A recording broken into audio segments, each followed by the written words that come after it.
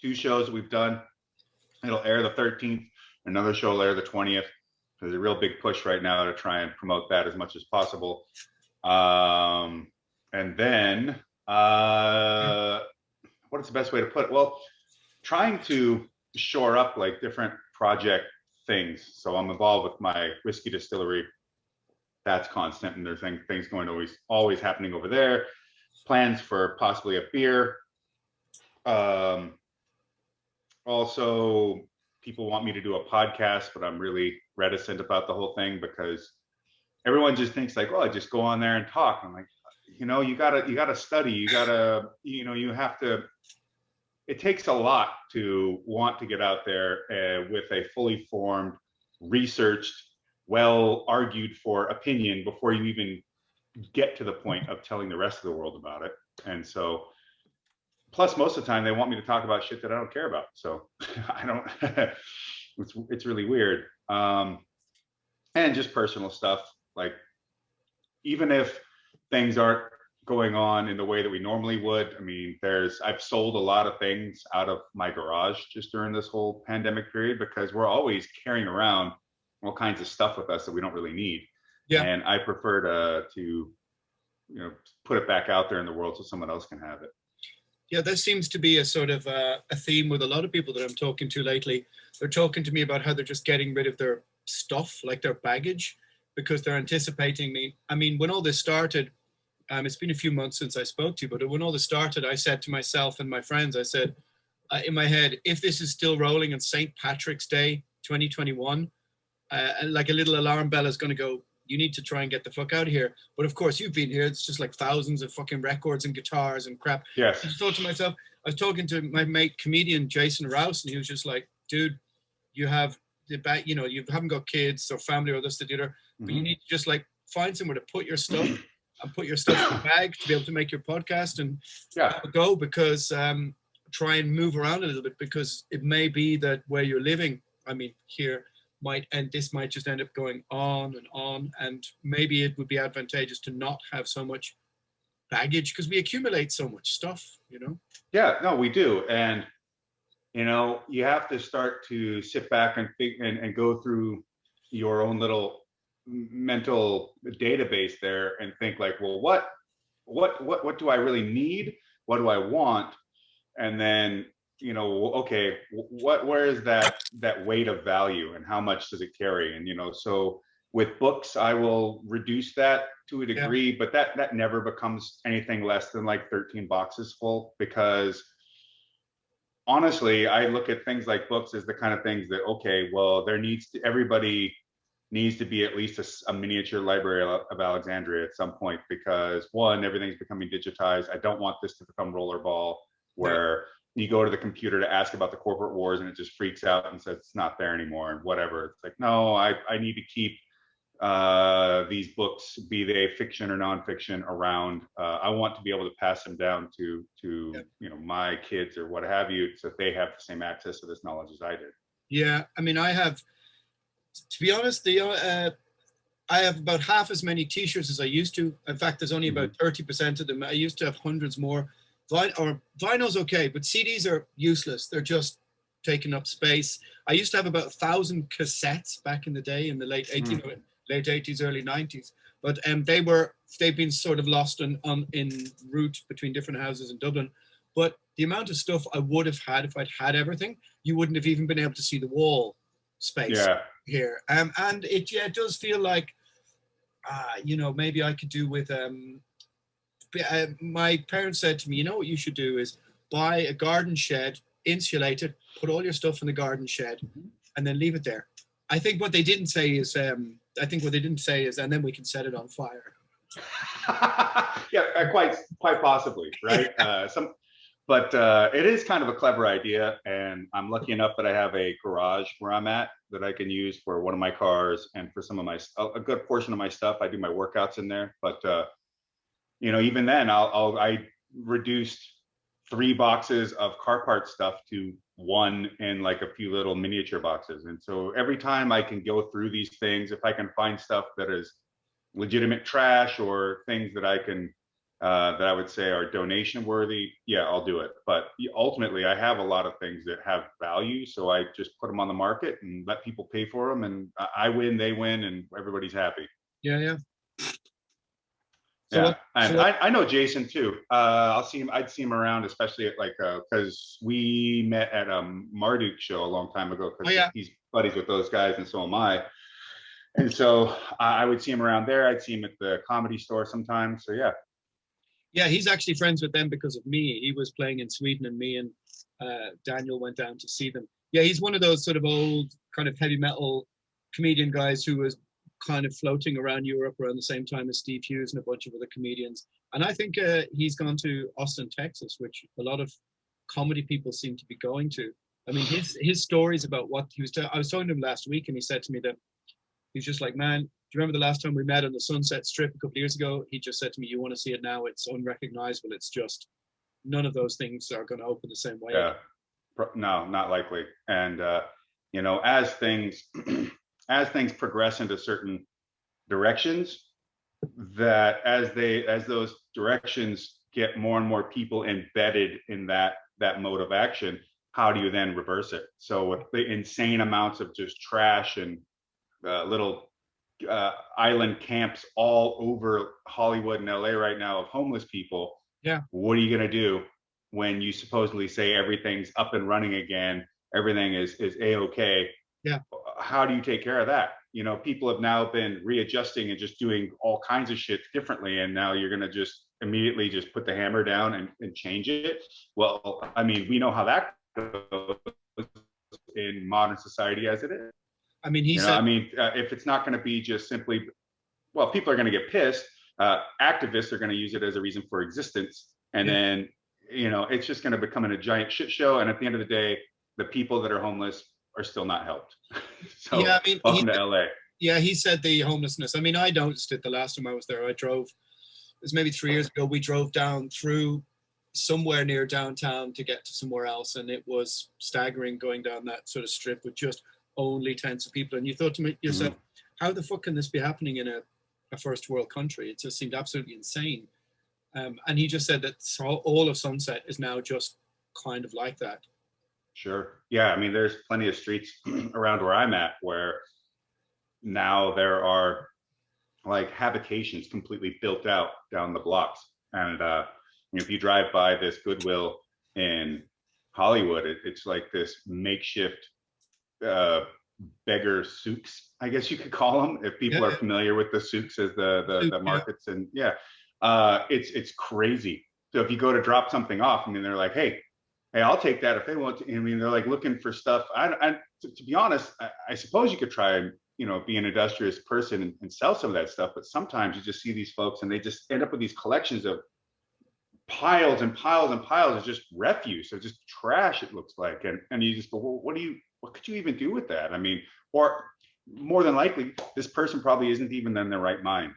And so allowing them to just compile from off the sidewalks as much detritus as possible and flotsam and jetsam, even though we're not at water, doesn't really seem like you're doing that person a favor. I mean, maybe it's even at least driven by the innate want to have a job of some sort, right? Like to have something to do, but I don't know. I think there's got to be something better. Yeah, and it's happening in Dublin as well on a small scale, but that's where it starts. Is that down at the end of the road here, you have the canal which runs down this sort of not quite the center of Dublin, but the Grand Canal. And there is now, when you know, if you run up and down the canal, few dozen tents, and it grows by 2 or 3 every few days. And slowly we're beginning to get our own little tent city along the canal. And it's very strange that I don't really notice much discussion about it, or obviously the terms of this sort of lockdown and people losing their jobs is going to eventually push X amount of people out from not being able to pay the rent and that kind of thing. But it seems staggering in the center of a first world city that this just keeps on slowly growing. And there doesn't seem to be much. I mean, I suppose in LA or California, it just seems to be such, the percentage or the numbers I was reading, just like tens of thousands, if not more than that, of people.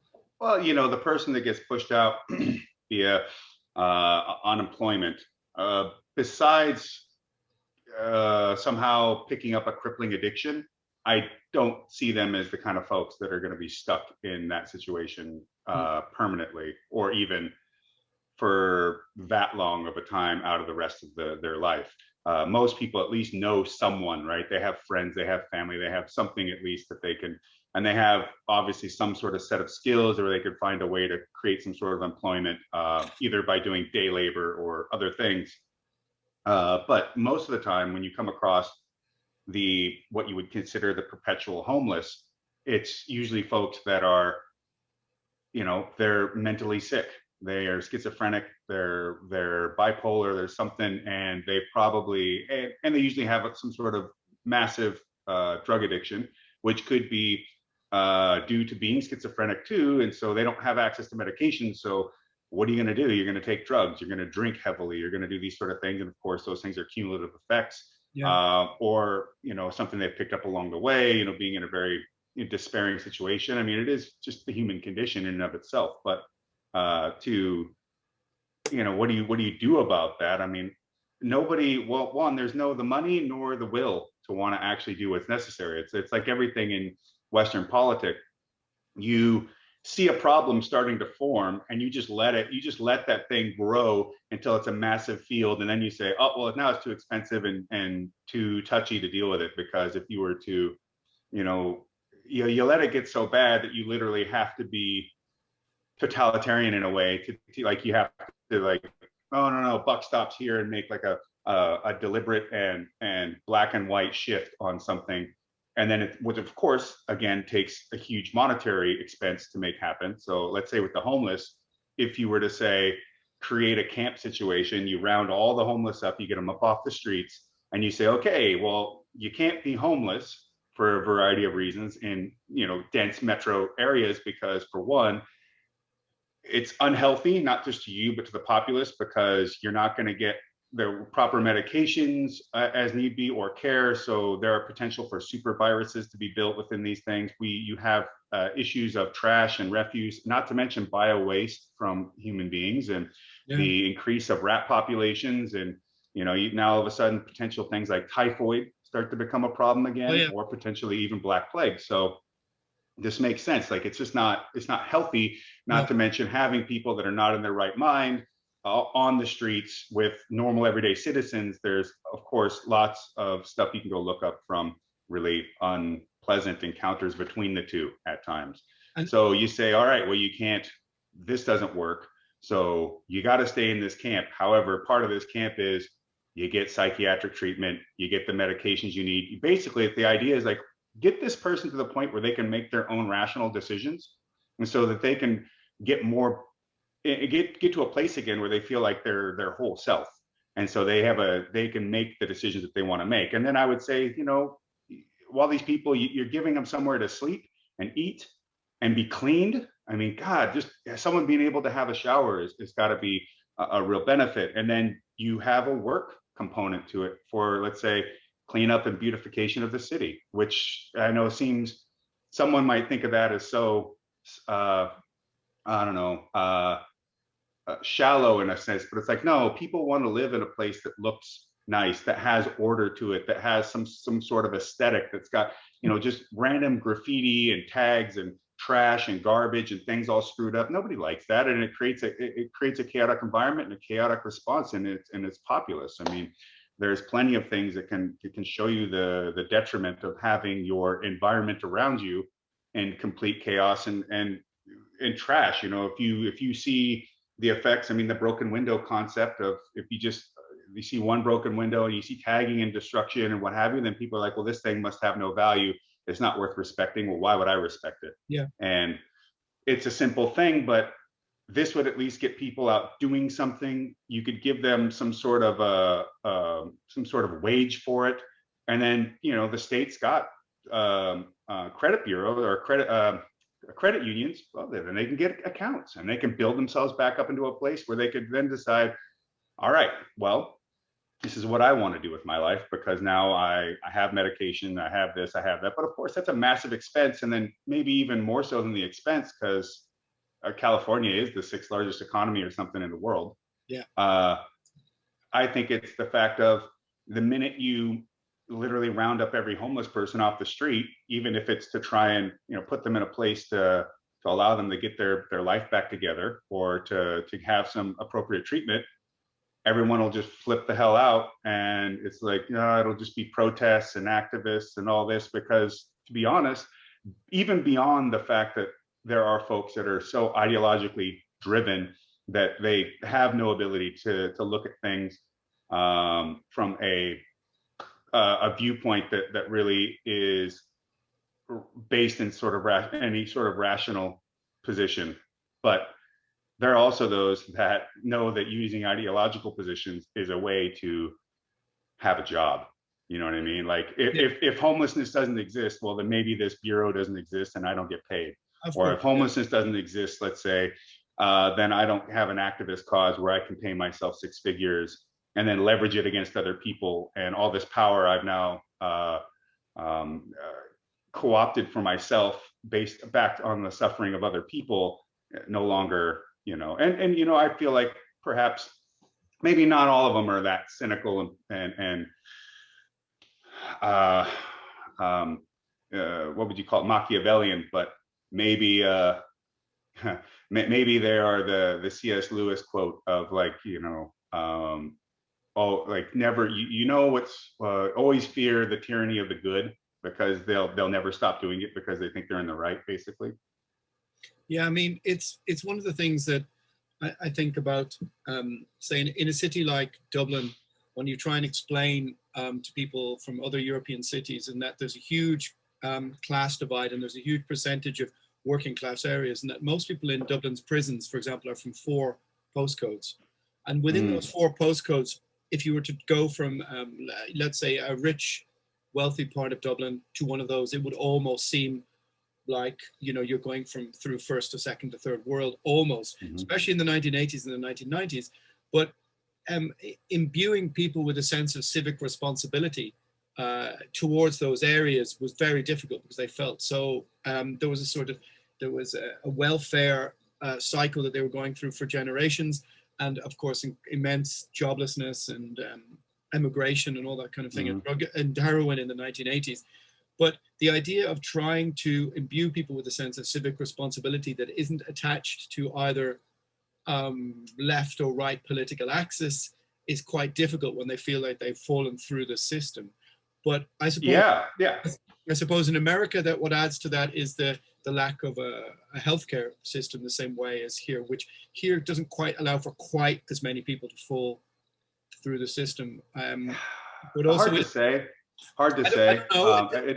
It's my view from the outside. I'm not quite sure, because I always hear Americans say, oh, healthcare is a socialist or idea for something. And then you say, well, it was in Bismarck's Germany. It's not really a socialist idea. No, it's not. Healthcare in and of itself is not socialist. Social programs are not socialist.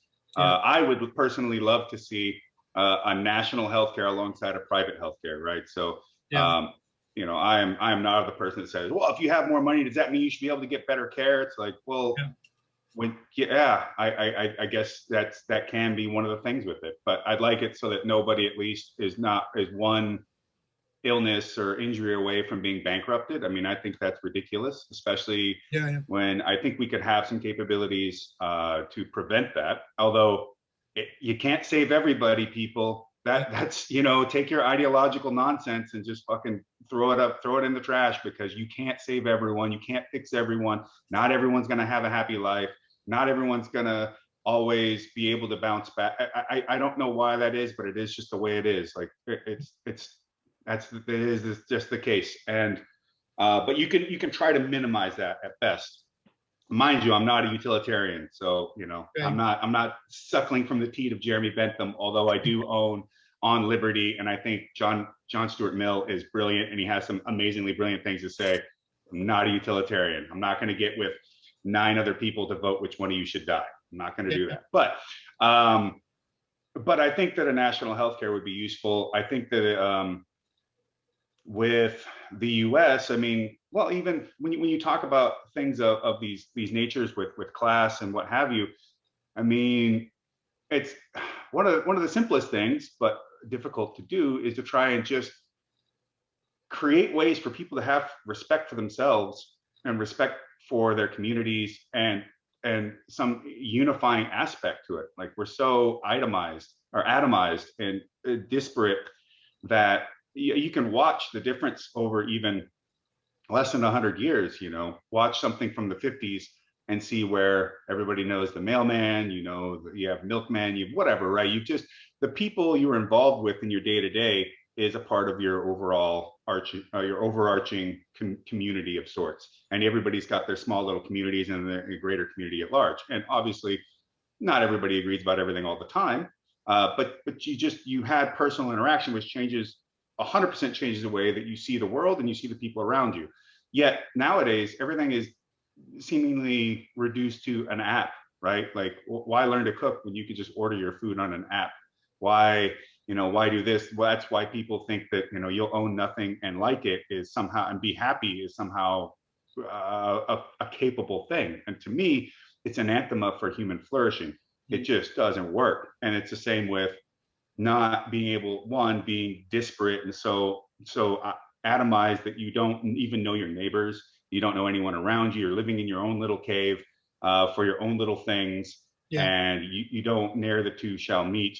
Also, it will keep you from even wanting to clean up your neighborhood. I pick up trash when I go out and about, because it's not about how it makes me feel, or that somehow makes me a good person.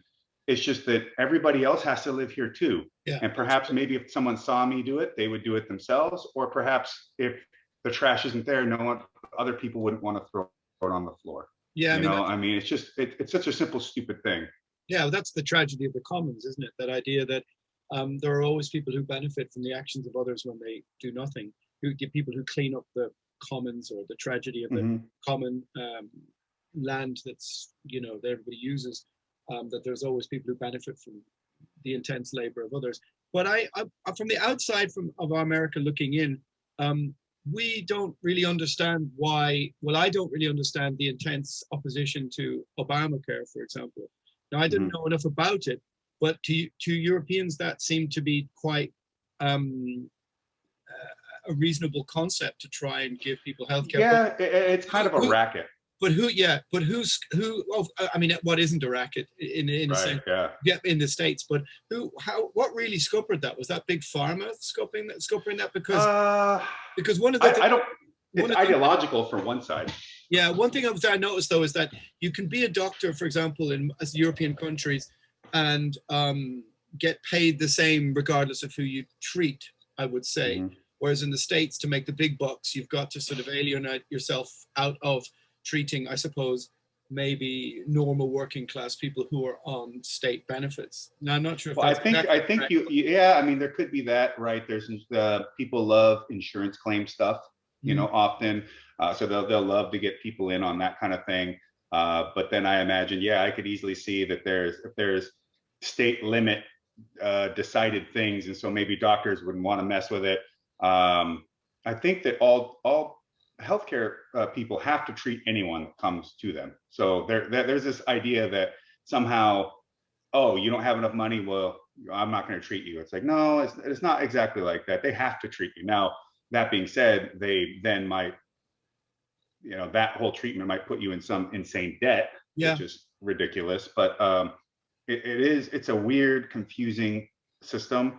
What scuppered Obamacare? One, I think it was ideological, so left-right divide stuff.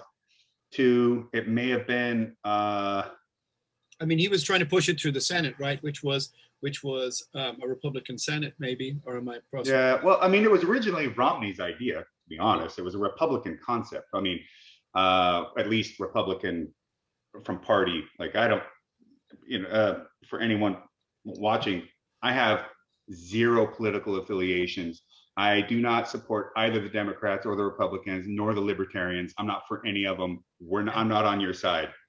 So don't come to me. I'm not about your fucking shallow idiot level takes on what you think government and politics are. Most people have zero understanding, in my opinion, of really the history and the philosophy of politics at large. So I don't want to get into it. But when it comes to that whole Obamacare thing, I mean, for one, I'm sure in a lot of ways there was an inefficiency level due to it just being done by our government or any Western government, to be perfectly honest. Like, it seems to be absolutely impotent towards doing anything with any real efficiency and effectiveness. But I would say my personal, I didn't hate Obamacare, but what I hated was the underlying element that was just ignored. And I hated that Obamacare was seen as a Band-Aid over the top of it, like, oh, well, that's all done. It's like, no, actually, you haven't solved the problem. You just forced everyone to get insurance. And some people got the ass end of the deal on that. Some small business folks, I remember talking to me about how they had something all set up and great, and it cost them X amount of dollars. Then Obamacare came along, and then it blew everything way out of the water and cost way more. So then they had to drop it and do this, and it fucked with, okay, yeah, I get that. And there's always going to be that thing when you put out a broad spectrum policy, someone's going to get the worst of it to some degree. There's always going to be this weird combination of events and effects that become unique to only a small portion of folks. And I get that, and it sucks. And I don't really know how you run complete governments without that being just the case at times. But the bigger underlying issue was that it still all went through insurance. The insurance companies and all that nonsense were still at the level where if I go to an ER, it's $2,000. It's just now I have an insurance plan where I pay $50 instead of $2,000. And it's like, well, why is it still $2,000? Why is a aluminum built, walker for an elderly person $450 or something ridiculous when it's clearly $25 worth of material, add a reasonable amount of profit onto that. Maybe you could charge someone $50 for it or less. Yeah. For $600 or something idiotic like that. Or, you walked out with a couple aspirin. Well, those aspirin cost you, $50. Like, yeah, fuck you. I should walk in there for $50 and punch you dead in the fucking face over that. It's just idiot. And so Obamacare didn't change that. That all still existed under the miasma of all this insurance crap. And, part of it was probably because there was a lot of folks related to the insurance industry, a part of Obama's little cabal. So, everybody was still making money in some way. But that's really one of the biggest problems with our healthcare system, is that I refer to it as like the giant Christmas tree lights ball of tangled wires. You just can't pull this fucker apart. It's just so insane that to try and unravel it seems like an impossible task. The aspect of insurance costs, you could add corporate aspects of big pharma and things like that, and then even all the way down to the individual doctors themselves. It is just such a complex matter. I don't claim to have a solution for it. I just would love to see, if possible, a national and a private at the same time, because I always want a private option, because I don't believe that the state should supply everything for people, and also don't, because at the same time that means you are absolutely 100% beholden and at the mercy of the state. So I would like people to have the freedom to do some of their own things. It sounds like you need Cuba's healthcare system. Cuba's? Yeah. Oh man. Well, you can. Everybody can be devoid of having like penicillin or something, or I don't know. We can all suffer the same. Well, that's the trade embargo, isn't it? But the last time we spoke was before all your election shenanigans, wasn't it? Mm-hmm. Yeah, a lot before. And I suppose that preamble through Obamacare, which obviously all the people who love heavy metal and wrestling and everything that they really want to hear. Oh, they're all about Obamacare. Yeah. And that's what I love. That's what I like about the nature of the podcast like this, is that it's completely rambling and all over the place, and nobody quite knows what to expect. But they will. I was thinking about this earlier. I was thinking about what are we going to talk about, and I was thinking, well, we could, the stake in the ground the last time was we're waiting for the election, and now post-election, You know, I don't really know quite now how to process all of the last. I know that it was quite the kind of like psychodrama on the side, like the side helping of our plate of pandemic and COVID came with a big helping of American election on the side, and then some people just edit as their main meal. And now that Trump is gone, there's like a Trump-sized hole in the media that it's like people must be losing millions. They don't know what to do with themselves. They don't have the same articles to write and anything. That's true. That's true. Yeah, there's a lot of people out of work, so to speak, or really scrambling around trying to dig up any grave they can find for anything worth talking about. Yeah, they pinned so much of their business model on having an opponent. It's just, I mean, to me, it just shows absolutely how corrupt and stupid our mainstream supposed news are. And it's not a pro or anti-Trump. It's got nothing to do with that. It's just simply like, really, this is how you think news should operate. This is what you think journalism should consist of. I mean, I was reading some stuff about how there's literally a class of journalists that all they do is scour people's social media or try to chase them around every new outlet like Clubhouse or Telegram or whatever, so that they can see somebody saying something that they think is some sort of capital offense in the world of social justice or the public eye. And then here, look at me, look at how I'm a good person, and this person sucks, and therefore pay me money for it. This is just pathetic.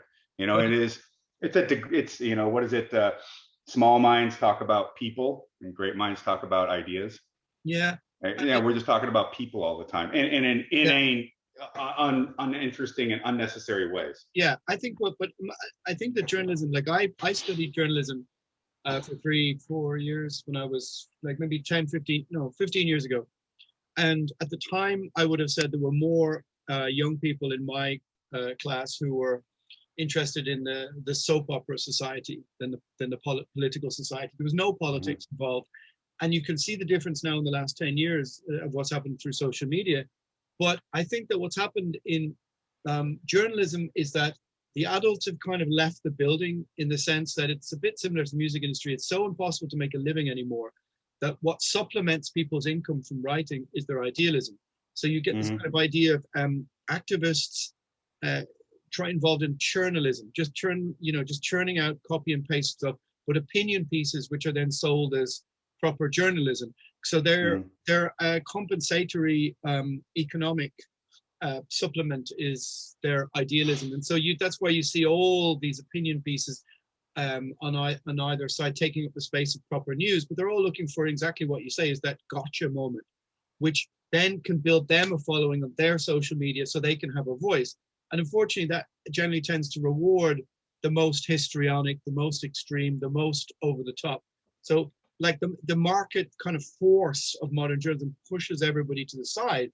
So like, I mean, more people would follow my YouTube channel if I was outrageous, not if I was considered or rational or reasonable. So all the people in the middle just get either fucking shit upon or forced to the side, because it's just 24-year-old ideologues writing like bloggers. Well, I mean, what do you think you're going to get when you have? What do you think you're going to get when you have an academic situation that is almost entirely comprised of activists and ideologues in the entire teaching staff? Yeah. And then is comprising the entire, nearly the entire administrative staff, which is also, if you can, there are some charts out there, you can track the size of the rate, the cost of tuition, the size of students, debt. Yeah, well, not student debt,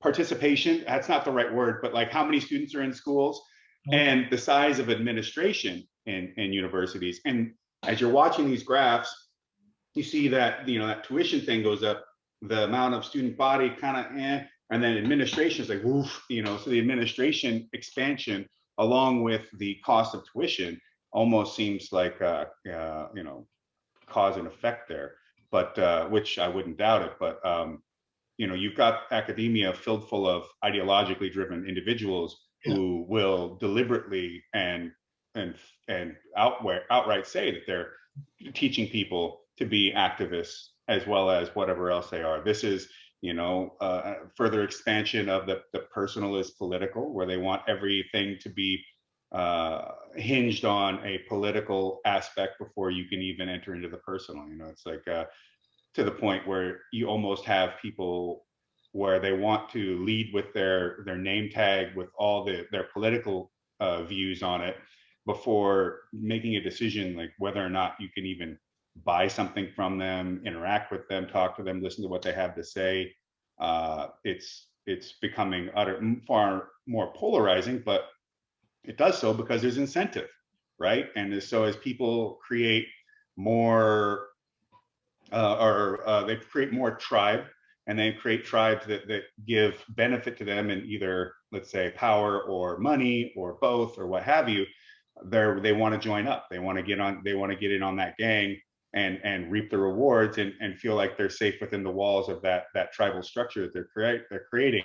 And then you'll see every now and again one of them will fall victim to their own tactics. Let's say, cancel culture stuff comes for one of them, and then they get hammered, and then all of a sudden they're like, then they want to come out and be like, oh, it's so terrible, I can't believe this is so bad. And you go look back a few years and like, hey, fuckface, you were just all fine with it when it worked out in your own favor. But the reality is what it is that you're so stupid and you're so ignorant to your own actions, and to even taking the time to really investigate why you even operate. What are your first principles? I wouldn't trust you any more as their opposition as I did as for you being their proponent. Double fuck you.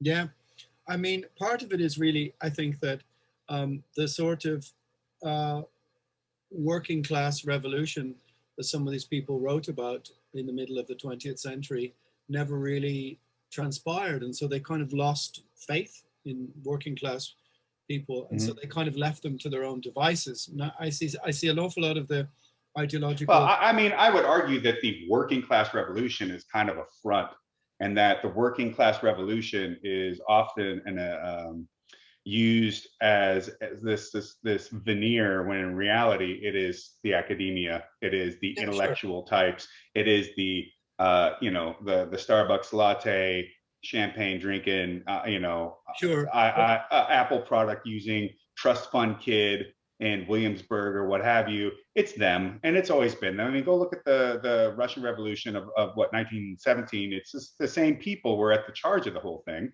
Well, although I would say that Lenin was far more of a, what are the common parlance, more of a Chad than any like Ash Sarkar or someone like that. I mean, the guy was into bodybuilding and all that whole kind of stuff. I don't think he's nearly as bulky as his statues would suggest, but I bet he had some decent size on him. But it's just, and then you pull along you tell the working class, you tell the those that are being put into this concept of being underclass. It's like, oh no, we're fighting for you. And then when you get down to it, it's like, yeah, but we're not going to give you any power position in this. We're not going to necessarily make things better. When has it ever really been better? Sure.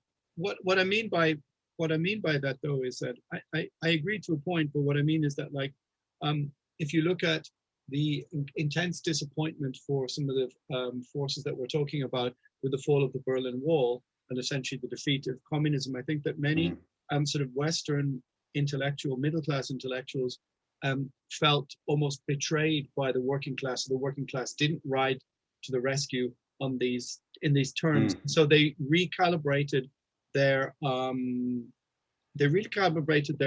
class war to include the new emergent middle class, and they just shifted off the working class and just sort of went, all right, look, forget that. We'll forget that idea.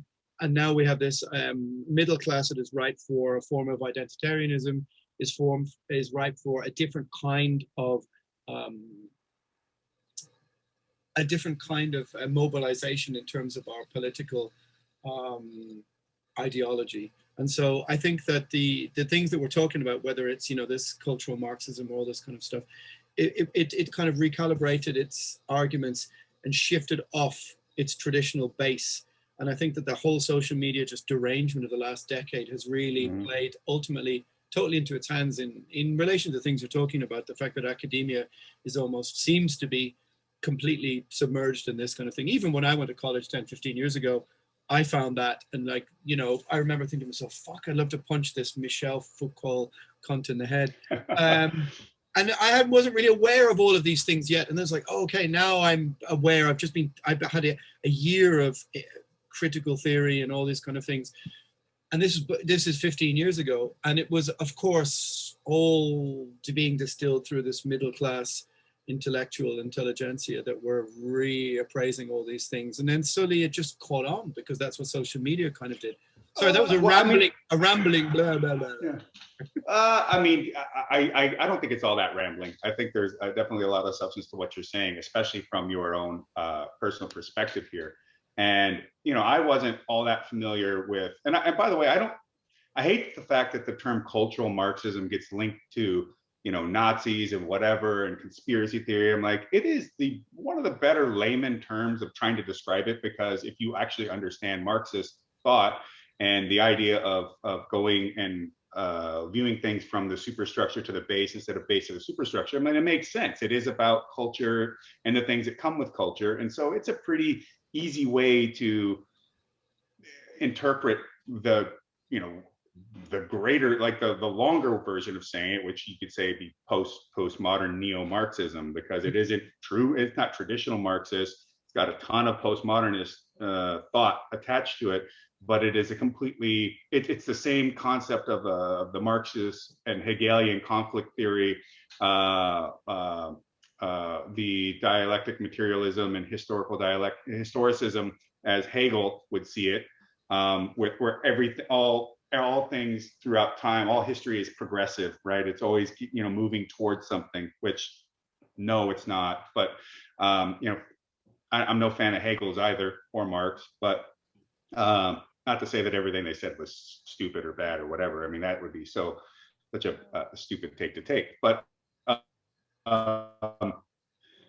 the thing is that this Gramsci / Frankfurt concept, which has been allowed to gestate for as long as it has. And that's really what it is that, you know, it started off at a certain point with the Frankfurt School, with, you know, the Marcuses and all them, but eventually it got to Foucault and Derrida and what have you. And, you know, there also, you could add in their perversion of Nietzschean and Heideggerian thought, and even Kierkegaard, Kierkegaard and the first guy to really talk about language, I'm trying to remember his name, but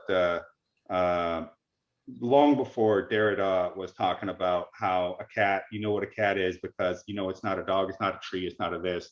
I can't remember the philosopher that first, Wittgenstein. So, you know, Wittgenstein was long before Ludwig Derrida. You know, you could just go read him instead of trying to deconstruct every, you know, classical novel or whatever to find how it's evil, which is a really horrible way to approach the world anyways. Yeah, I mean, it's an awful lot of that stuff, though. The modern interpretation of all this stuff misses some of the willful playfulness in general, sort of like it was a bit more hypothetical. It wasn't like sort of a religious text as it seems to be almost interpreted as now, you know.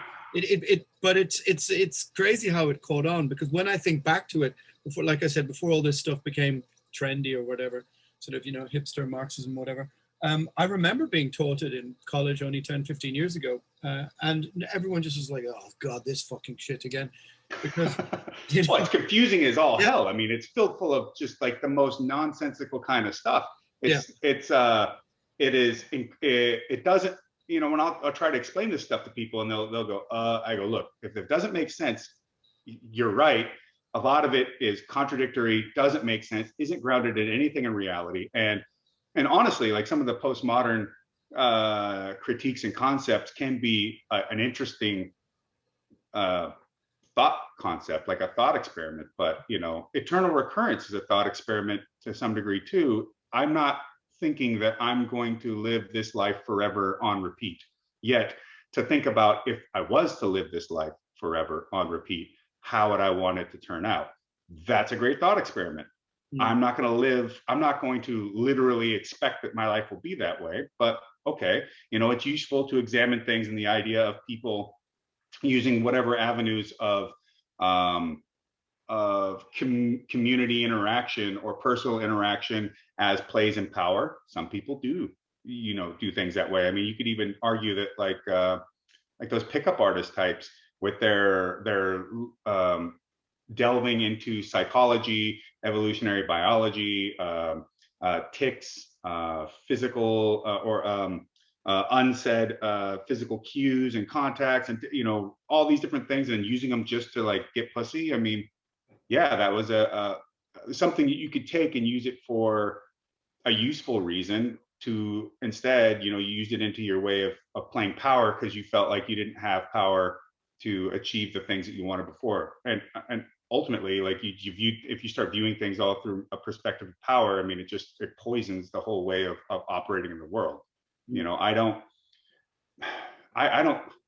ever really think about who's got power. When I'm in Dublin and I'm going to bars that you're taking me to and we're seeing the people, I'm not like, oh, well, Alan's in power now. It's like, no, I'm a part of this process. I'm here. I'm in this moment. I've showed up to open myself to the experiences with my friend, and who wants to show him. It's like, I don't need to turn it into this weird academic spiral into overanalyzing the entirety of every interaction that we have. Yeah, I mean, that's one of the most poisonous things about it, is that it teaches you to analyze every social interaction as such, even when it's the most benign thing that you can imagine. But it must be maddening to view the world only through the lens of antagonism. And now add that to social media. Yeah. Now add that to social media and have this stuff permeating, not even through social media elements where someone behind the screen thinks in this way. And so they're generating content and things following in this kind of footstep, let alone if you, the other person on the other side of the screen, have this kind of concept. So you view everything you view that way. And now you're having Jungian persona pumped into your face all day long. Yeah. And you're addicted to it. Yeah. Because it lights up all those things in your brain that they want it to. Yeah. I mean, it's hardly surprising that after a year of this, whatever this is, social experiment, whether you want to consider it that or not, that people are being driven mad. They're starting to go mad. I mean, spending all of this time in front of the screen, in front of all of these ideas, and these are the only things that can give you, validation. It's hardly surprising that we're falling off. We've driven off some kind of cliff when it comes to it's like people in a state of mania. Yeah, it's like a collective psychosis, and it's being forced upon us because people don't have any outlet to human. And so yes, and Nietzsche already. I'm always going to go back to Nietzsche. He talked about this, hundreds of years ago. In a group, one man loses his mind and exchanges it for another. He talked, even John Stuart Mill, who we talked about earlier, talks about the issue of the group psychosis. And then, you go all the way to Bernays, and he goes, well, how do I use this to my advantage? So, and even Walter Lippmann in Public Opinion talks a bit about, group psychology and how to structure things to get everybody on the same board. So, well, I will say this about this last year, is that before this year, the people who I would have fought tooth and nail and argued with over the barricades of some of my own politics and my own idealism, I've kind of thought about the fact that everybody has become maddened and deranged and isolated and alienated. And so I've actually felt, oddly enough, closer, if not in their arguments, to their frame of mind sometimes in the last year, because I think everyone has been pushed to the absolute limit. So it's like I've almost given small little moral free, or not moral, but emotional free passes to people some of the time who would have been 2 years ago people I would have fought tooth and nail about things, because I do feel a sort of emotional kinship with many people who I can see have been driven mad by the situation, and who wouldn't, if you were already in the trenches, who wouldn't have dug in further in the last year with nobody else to analyze these things with, talk with, be human with, interact with. It's only inevitable that as an experiment, we were going to go more insane. So I've kind of really withdrawn from fighting with as many people, or not fighting is not the right word, but maybe even having contention and even debate. Let's say I have more. Let me say this: I have more understanding of the people who disagree with me because of the process of the last year than I did 2 years ago. I can relate to that, and that I have actually a bit of a contentious nature to myself, if you couldn't tell. Yeah. But one of my first principles is trying to get to the closest understanding of something, some sort of objective place with it, to understand what we can know best, right? I being wrong doesn't bother me, because if I'm wrong, then that means then there's a way to still find out how to be right. And as we can move towards having a better orientation in the world, the better off I'm going to be, the better I can be at making better choices, and I can be better at helping other people to have better choices. Yeah.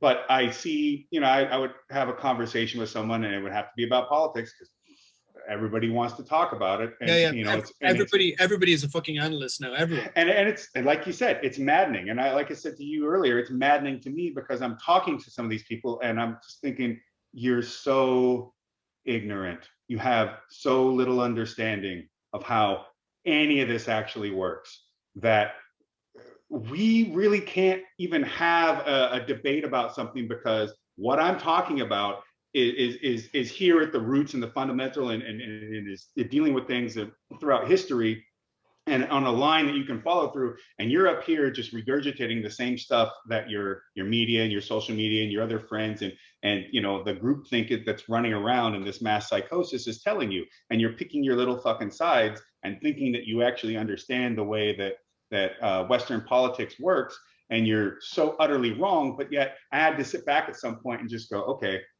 I understand why you think the way you do. Yeah. I get it. For me to try and explain to you right now why you are so utterly incorrect and so little would be akin to trying to tear somebody's understanding of why water is wet and you can breathe air away from them. It feels like that this is what they've substituted for their meaning making in the world as it would relate to politics. And so for them, it's like, no, I've chosen that these things are what's going to inform me. And so they have to be correct. Because if they're incorrect, holy shit, how much do I really know? And the idea of people losing their bearing on understanding of something, especially as deeply personal and polarizing as politics have become, especially in the West, is almost akin to tearing away religion or like first principles to them. They feel like they know enough to orient themselves in the world, and when you pull away something that destroys that orient, they say, no, you thought you're facing north and you're facing south the whole time. People just they don't want it. It's discombobulating.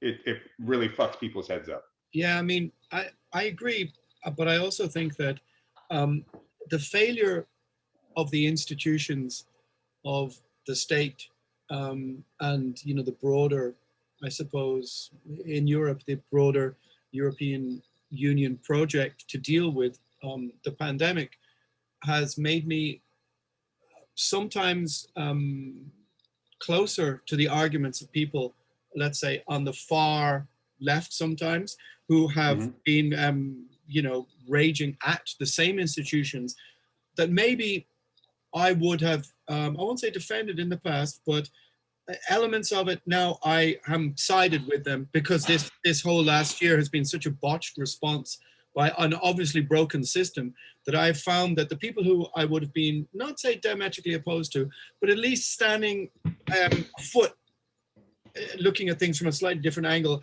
I kind of go, yeah, I see your anger at this system. This is the same system that has spectacularly failed to deal with this situation. But you remember when our last conversation, I talked about the fact that, be it that people, how they react from this feeling will differ, but generally everybody generally has a kind of thing in their gut telling them that things aren't actually people, the systems aren't accountable. They're not actually doing the things that they said that they're going to do, that they're not, that it is a rule for thee, for me and not for thee. Yeah, yeah. I mean, these things were obvious, but then from that, you know, based on their tribal orientation and their ideological bent, you know, they'll displace it into one thing or the other. I mean, it's like bringing up the governmental or even non-governmental organizations, these giant body politics that we're supposed to rely on for proper meaning towards certain instances, like let's say with pandemics would be the WHO. Well, you can go and look through the corruption of the WHO, the stuff that they will do on behalf of China, how they will, you know, won't accept Taiwan, how they got things wrong or outright lied early on, and they could just keep changing. But what happens is things like the WHO take a tribal side and they take an ideological side with that, and so then it just becomes, as we've become so much more tribal. Not to say, and I'm not here to be against tribalism to a degree. I'm just saying that we've gotten so far with our heads up our ass that we think our rectum is somehow the defenders of peace and order, and it's like, nah, you're just smelling your own shit, bud. You know. But so you can go look at this, and they just throw it away, like, oh no, all my meaning making apparatus for all this has told me that it doesn't matter, and they've thrown it under the rug, and who cares? You know, when Vox says, oh, you know, don't be an idiot, it's just going to be the flu, it's just that, it's just this, blah blah blah blah, you don't need to wear masks, and then they delete all their tweets about it and everything, and it's like they toe the line with the WHO. And then if I don't know, if you know, Fox was saying never wear a mask, and you don't, you know, it's just the flu, and then they, you know, everybody just acts like they had no part in fucking this up. And yet also, maybe also there's no forgiveness for being wrong anymore. Yeah, that's one of the, that's a very important thing. Yeah, is that I wouldn't, if the WHO was legitimately just wrong about something, let's just remove the guy who got installed there from Ethiopia by the Chinese government or any of that shit. Let's just say the WHO is an actual, mostly pure organization. All right, if you make a mistake, you make a mistake. Just say you made a mistake, but then we on our hand have to go, okay, who are you that you are so perfect that you could never get this wrong, especially with something new and unknown and you've never dealt with? Sure. You know what? But they have been running. I agree with you. I think that these institutions have perfectly played us, the public, to not forgive each other when we should actually have forgiveness in our social canon, our social language. But they've been, you know, they've gone through the pandemic. I guess the how we say, procedure over the last amount of years. They've run the numbers. They've, you know, already run their pandemic. I suppose what you call it.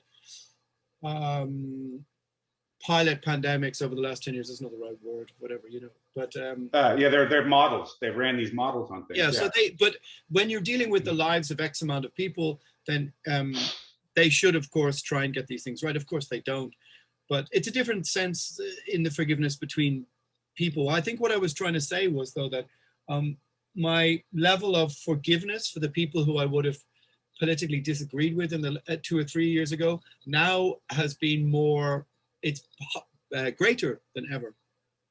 Oddly enough, this fucking brutal situation, this self-isolating situation, has given me a little bit more altruism with people's anger, even if I think it's still misplaced from the other side. I'm not sure what to do. I'm not sure what to do with that, because all I can concentrate on is that society, you know, that I think that democracy has been paused, civil liberty has been suspended in favor of health and safety, or well, we don't have, I mean, I think if anything, this has just shown that we don't have democracy. We haven't had democracy. There's no democracy in the West. That doesn't exist. It's a fairy tale. It's a fable. We, you know, Robert Michaels' iron law of oligarchy is in full effect. And Burnham's interpretation of Pareto's elite theory is in full effect. It is absolutely obvious and above board. And if you understand these concepts, you will see it at plain as day. There is no democracy. There is no democracy in the West, period. It's nothing democratic about it. There is no truly holding any systems accountable for anything that they do.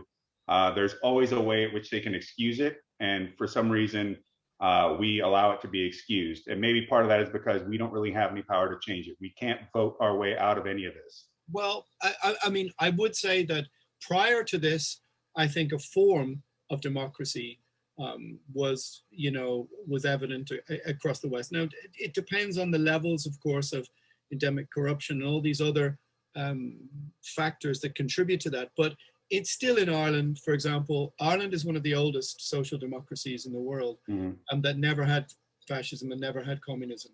And the people. Yeah, I learned this on a podcast. I learned this on this podcast I listen to all the time. Yeah. So there's and we have this thing called proportional representation, single transferable vote, which only Malta, Canada, Cyprus or something use.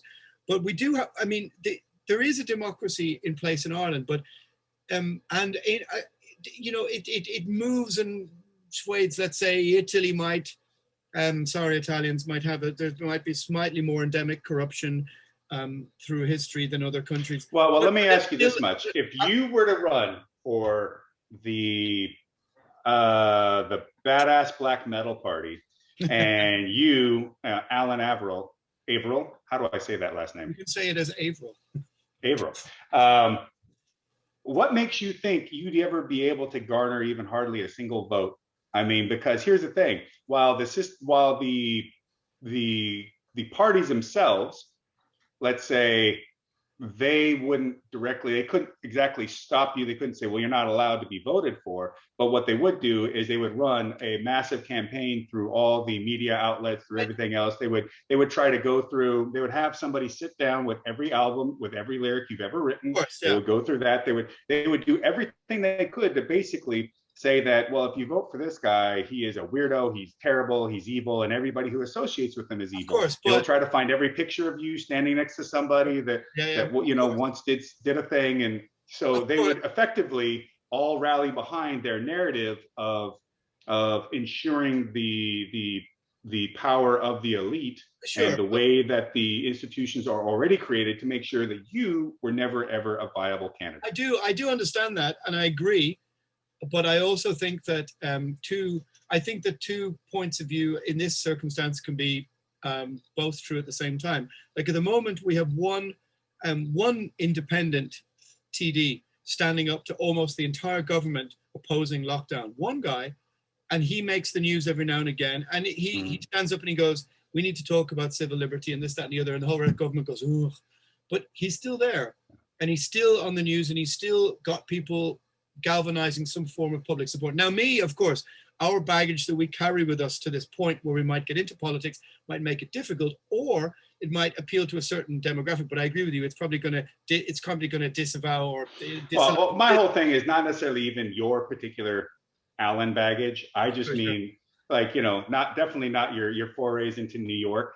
Okay. as I've listened to with much glee on this Agitators Anonymous podcast, which is. By the way, one of my absolute favorite listens. Oh, thank you, sir. Period. I think that you are not only an amazing musician and frontman and lyricist, but your knack for this. Anyway, what am I saying? Yeah. So, it would not just specific to you. It's just that you are not a part of their circle. It's the George Carlin. It's a big world, and it's a big group, but you ain't in it. And so the fact that you ain't in it would mean they will not allow you to be a part of it. I agree with you, but I think that I agree. But I also do believe that not everything is 100% theory in this regard, and that there are people can appear from out of nowhere and break the system here and there. We've seen it. Yeah, of course. But now look what we're dealing with. Across Europe,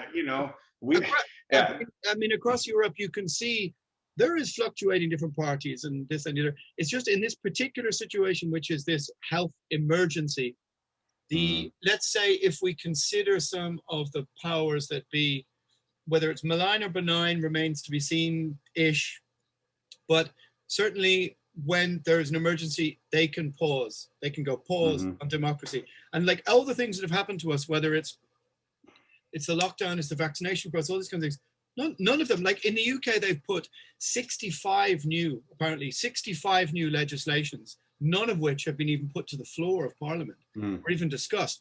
Like we passed through something like 20 to 30 new laws for the police here about 2 months ago or something.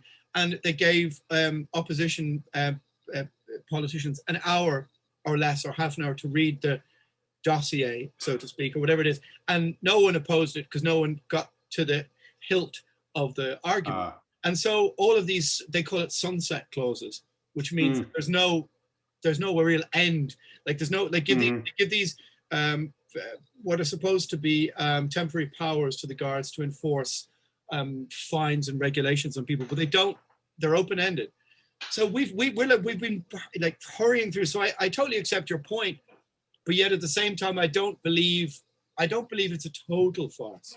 I believe it's a majority of a farce, but not a total farce, if you know what I mean. Okay, well, I'm a bit more pessimistic, I suppose, than you are. I don't know about that, but I do think that there can be, for example, you can get a populist party who appears out of nowhere in a European country who can come and in a very democratic state or principled state, that's complicated, which has, let's say, more which has more than two parties, that isn't a first past the post system, such as Holland or Belgium or even in Germany. Like 10 years ago, there was no AFD. Now there is an AFD, just as a bad example, which will get me into trouble. But you can find out. By the way, talking about a group is not necessarily an endorsement of a group. Like me saying Obamacare had issues doesn't mean that somehow I know that whatever Trump care would mean somehow that. So I mean, all I'm just saying is that there are parties who come from nowhere in obscurity, and they rise up on a wave of a form of populism, and they can affect politics. But I do understand. Well, I mean, for good or bad, do they have any real effect? Well, I mean, how many of them even exist anymore? So I mean, you know, if you look at Trump and his whole thing, I mean, that would be probably the one of the biggest examples of just a populist outsider interest, you know. And this is not whether or not you think he was good or bad or on a personal or even political level. It's just it is obvious that he is a outsider getting into the political sphere of the elite. One, it was not appreciated, and this was not on either side. Don't fall into that bullshit idea that somehow Republicans were all no. They weren't really. They were just down for what it did for them. Republicans are basically just Democrats going a little slower speed. So there isn't really much difference, and I also say that because the policies, some of the policies that have been the most detrimental to U.S. politics and governance over time were not instituted by one party. They were backed by both and or instituted by one and followed through by the other and continued by each other. And so no one party can be like, yeah, well, you know, that one was the worst because no, you guys all got in on it together. You both are kind of seeing things moving in the same direction and you're okay with that. It's just you have little nitpicks about how fast it should go and who should get to be in charge about it. But yeah, so he was managed to get in there as a purely populist outside element, and the absolute state of things went insane. And you know, sitting back ever and just having just a purely rationalist conversation about the nature of things and having to say, no, that's not what he said, or no, I mean, of course, I'm like, Jesus Christ, don't make me defend, you know, this blowhard because you're so, only because I want you to speak from what is actually happening, just so that we can have a better viewpoint on how to view what's going on from not just the short term to the long term. But it was just mind-boggling to me, and I got to be I'm like, this sucks. and they're like, oh, or you have a contradictory statement like, oh, well, that must mean you're pro-Trump. I'm like, I'm not pro any of these people. I'm not pro them. I'm sorry. I'm trying to at least have the most objective place I could view what's going on from. And then following all this insanity, the one thing that really stuck out to me with the pandemic stuff was the expansion of censure across everything. It wasn't just that, no, we made a mistake or whatever. It was that if they made a mistake, it was like, no, it never happened. We're going to erase it. And then we're going to censor everything about it. We're going to make sure that you can never speak of it. We will try to deperson you in every way. And we will essentially try to smear you at the same time so that no one will want to touch you for potentially contracting the same, public virus that you have. Yeah, I mean, that's one of the most problematic things with all of this is that I think one of the structures with which we built our modern civilization on was the idea of due process, the idea of being able to, be accused of something and defend yourself. Yeah. But like my YouTube channel could, let's say in theory, it's just removed. I don't know anybody at YouTube. You can't talk to anybody. You're right. And you're not a big enough fish for YouTube to talk to you, because they will talk to you if you have enough, if there's enough skin in the game to help you because it's giving money to them. Here's the other thing. Let's say YouTube says, Mr. Averill, I hate your Aleister Crowley intro and blah, blah, blah. And you're banned forever because that guy was, he's no good, Nick. All right. Well, all right, I'll just I'll upload onto Gab or no, I'll upload onto BitChute or something. It's like, now you're a far right Nazi because you're on that platform. It's like, whoa, I haven't said anything different. I'm not proclaiming any Nazi ideas or anything, of that sort. But just because you use something that isn't YouTube, let's say, if it's not YouTube or Daily Motion, I imagine, if it's any sort of alternative platform, it's like you're an evil person. Yeah. If you had a Parler account, well, it's because you're a racist and all this stuff. And it's like, well, how does that work? I mean, I imagine if you log in on Stormfront, perhaps there's probably you're into talking about racist stuff. But I'll be perfectly honest, back in the day, I remember Google searching my name or using that Google platform. There's a Google bot that will send up things when your name comes up. And my name came up in threads on Stormfront. So I'm like, okay. And I'm reading these things, and it was, to be honest, it was highly entertaining because it was to see these people come on board and be like, yeah, look at this Aryan looking mofo. And then for someone to chime in at the right moment and go, his girlfriend's black. At the time, and then watch them just dismantle. And I thought it was hilarious. It's like, yeah, you racist fucks. If you want to buy the fights because I'm on them, fine, put your money wherever it was. But I'm not. But it's just hilarious that through your own little ideological viewpoint here, you end up shitting on yourself, and it's great. Yeah, I mean the idea that I argue with people all the time. I know. Never. Yeah. And they say that, like, I do think they say to me, hey, look, these are private companies. They can do whatever they want. And you go, well, I just say to them, okay, well, what city do you live in? What if I was starting a company and it was called Alan Averill Parks and Company, Parks and Recreation, Alan Averill Parks and Recreation. And I bought every public park in your city and you weren't allowed in it. You'd be like, well, what the fuck? It's a public park. That's where we go to meet. That's where we go to, I don't know, traditionally put on stand on a little plinth and lecture, like at Hyde Park Corner in London. And what was it called? The public square, right? Yeah, Hyde Park Corner. Yeah. Or you just go, no, I just went, hey, I own this.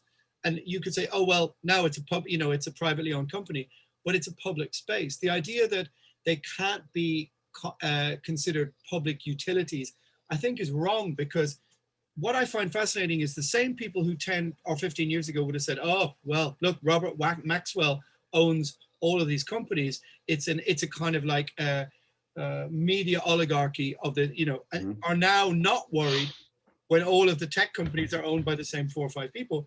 And well, they're tribal again. That's that tribalism, that gang mentality. Like it will come for them. It will come for them eventually. But the idea that you can shut down the public square of debate to a certain section of people, and they won't return with pitchforks when they can't feed their kids because you've excluded them from society, to me is insane. It's like, you know, someone could just unperson someone, and then they don't have an income, a revenue stream, or whatever. Blah blah. What are they going to do? Desperate people in desperate times, what are they going to do? They're going to return to that public square, I think, pitchforks, and go, right, let's have it. And of course. And the more you isolate these people, the more they go to Stormfront or wherever else, and they get in that echo chamber, and they never, you know, they're like, I'm here because they're shutting me up because I must be correct, or I must be hitting a nerve or something. And, you know, they don't ever. Or the other side or whatever. You're pushing people again to the sides. And if you take away their ability to feed their kids, i.e., because let's think about it, like I think about this a lot last week or two, is that if everybody's been corralled into remote living, working online, and therefore that purely depends on, let's say, 6 different platforms. And if you say something that is deemed, wrong think, and they can pull your PayPal. Heretical. I prefer the term heretical. Heretical. Okay. They can pull your PayPal, pull your whatever. And then you could just be here with no way to pay your rent, no way to feed your kids, no way to whatever. And you might go, you know what? Fuck it. I'll take that fucking pitchfork and I'll head to the square. And the next time there's a gathering of people, I'm going to fucking. Well, think about this. Let's go. Not only are you putting together this you're putting together this scenario where somebody is being deplatformed.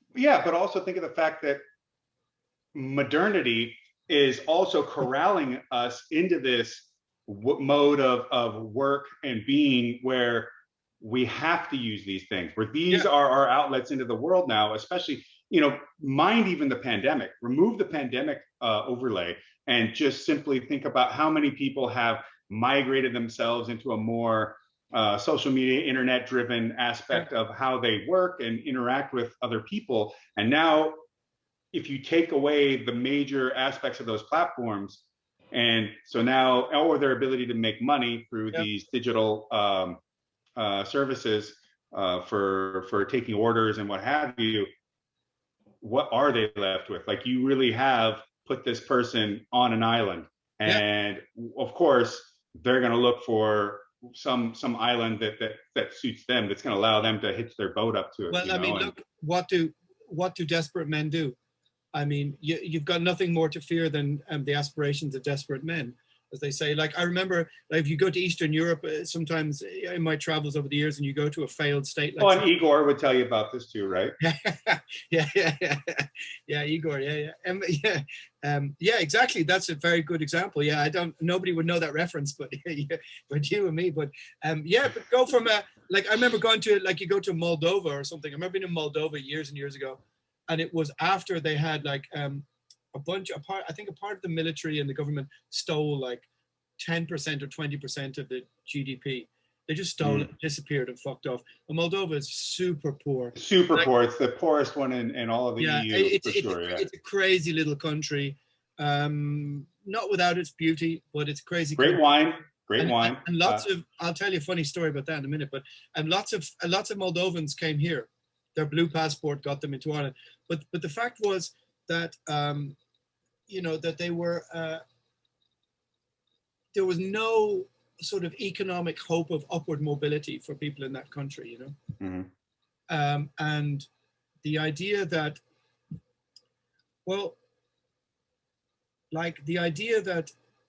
these were these sort of former satellite failed states, which had absolutely no mobility, sort of rendered people, I'm not sure what's the right expression. I'll have to edit this out. Are you thinking about like a sense of hope or will, or some sort of internal motivating aspect, or? Well, there's no promise of. I guess I'm getting lost now on this. Well, I think what I was trying to say is that when you go to these countries, and you see that there is no hope of You know what? I can't remember what I was talking about. Well, I mean, yeah, I guess anywhere where, so that's a thing. If you don't feel like there is an opportunity to be able to construct a life in a way that's fulfilling to you, I would say. So if you can't, if you feel like you don't have the ways to create what is meaningful, you're going to start to harness, let's say, an aspect of sickness, right? A kind of a cancer. I think that's probably one of the biggest problems of modernity, is that it has replaced a lot of the things. Well, it's too materialistic. It thinks that science and rationality and reason can do everything, and it's like, well, clearly it can't. But how do we create a marriage between what seems to be an unchanging element of human behavior, and yet trying to use our rational and reasoning brain to work within that, without just constantly going from one overarching myth to the other. And it's tough. I think one, you have to read a lot of religion, and you'd have to read a lot of history to try and figure that out. But even says me, the atheist. But I'll tell you what. I'll tell you what. I was I have a funny story about Moldova. As a complete sidestep to what we're talking about, because I was thinking about something, and I had a complete my train of thought completely went there. But I had this really funny experience in Moldova, which I'll detour this conversation just for like 3 minutes, if you'll indulge me. All right, I'm all ears. Look, okay. I'm all ears. Lay it on me. Right. So I was in Romania. It's beautiful place. I've had a lot of fun in Romania. Yeah. It's a long, silly story, but I'll start it with. So we're playing in Romania.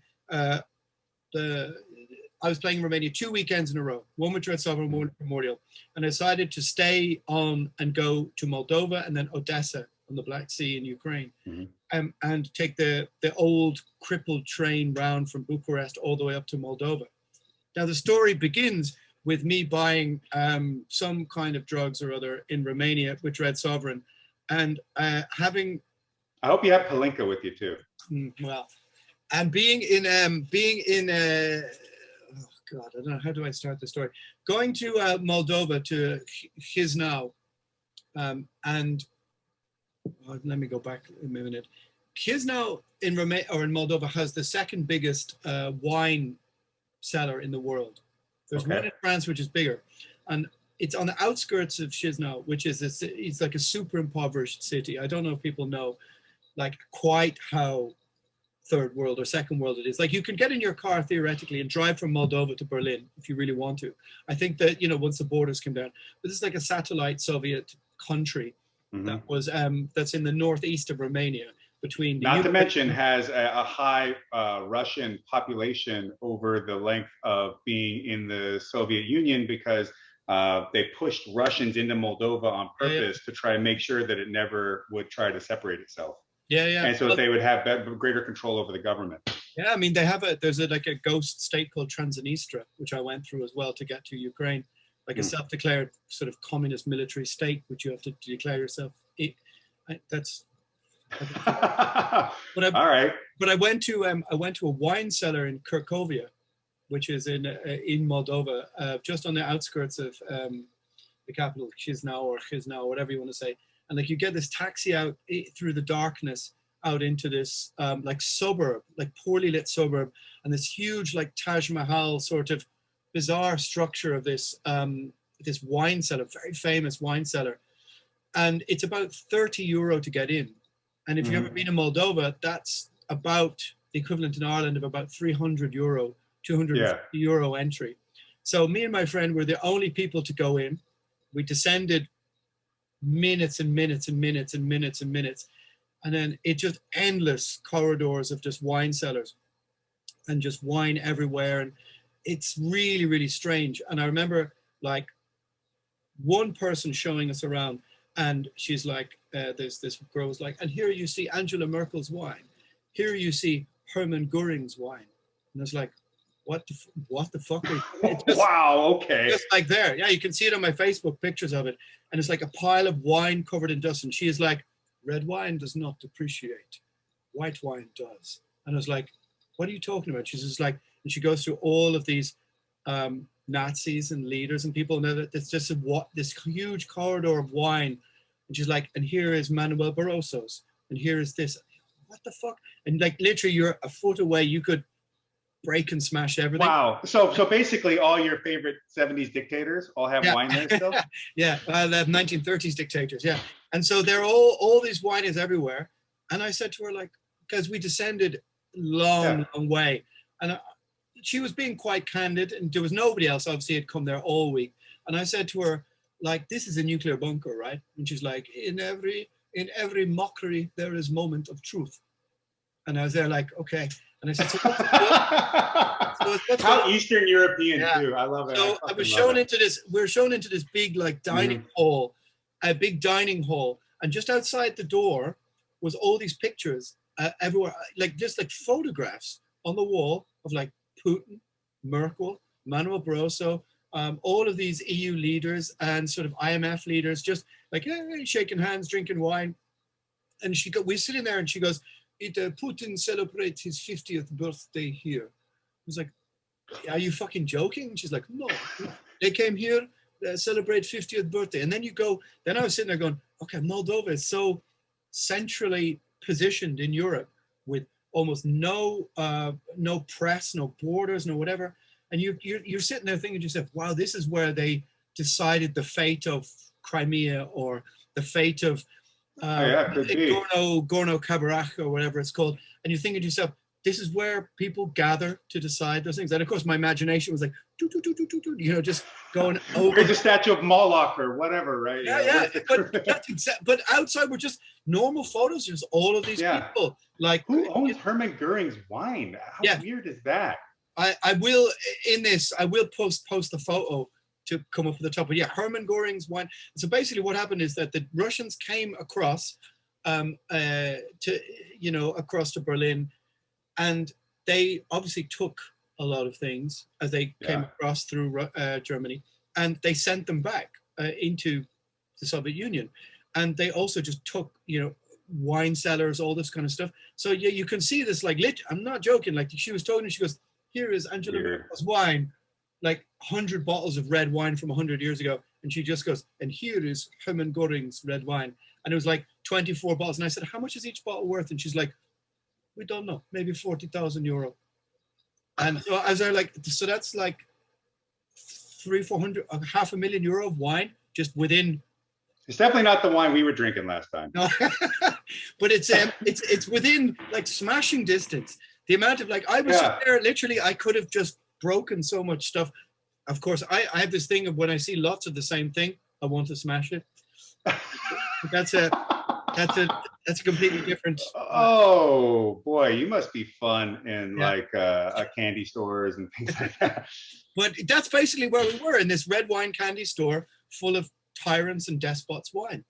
And I mean, the world is full of fucking the reality is strange enough. Red wine doesn't depreciate. So but you have to, unlike say whiskey, you really need to make sure that the temperature and the environment is just so, and even still old red wines can get to the point that they get even in the right environments, they get crud that'll develop on the bottom of them and stuff like that. And I mean, I've had some old wines that were pretty fantastic, but I would much prefer a whiskey. I'm just a whiskey guy. I love the what do they call it? The water of life in Scotland. Yeah. I'll tell you something funny, is that my grandfather was an RAF pilot, and this is like sort of completely like non-podcast nonsense, but people it's funny stuff. Is like, he came over to Ireland in the early 1950s. He was an RAF pilot, and the early Irish airline, Aer Lingus, had no pilots.